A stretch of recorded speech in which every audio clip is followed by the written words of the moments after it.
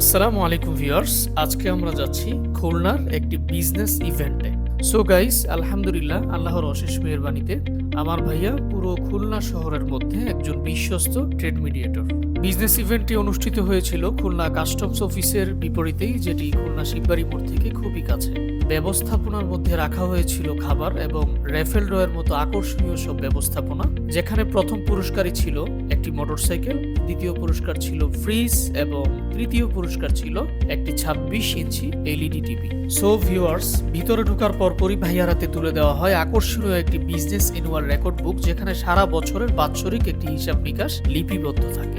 সেখানে আরো ছিল ইনভাইটেড মেহমানদের জন্য টোকেনের ব্যবস্থা, যে টোকেনের মধ্যে সীমাবদ্ধ ছিল ফুচকা, চা, কফি, ঝালমুড়ি ইত্যাদি। গাইস, এই সেই কাঙ্ক্ষিত রাইফেল ড্রয়ের প্রথম পুরস্কার মোটরসাইকেল, যার উপরেই নজর পড়ে আছে খুলনা শহরের বেশিরভাগ লটারি ক্রেতাদের, যেন কখন অ্যানাউন্স করবে এবং ভাগ্যে থাকলেই লুফে নিবে। গাইস, খাবার দাবার প্যাকিং এর আঞ্জাম চলছে।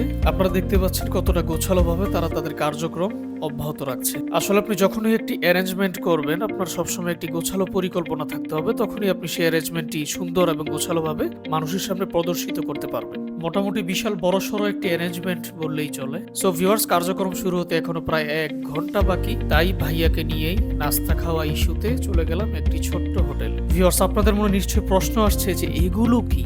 এগুলো হচ্ছে সেই খাবার যেগুলো আপনারা প্যাকিং করতে দেখেছিলেন।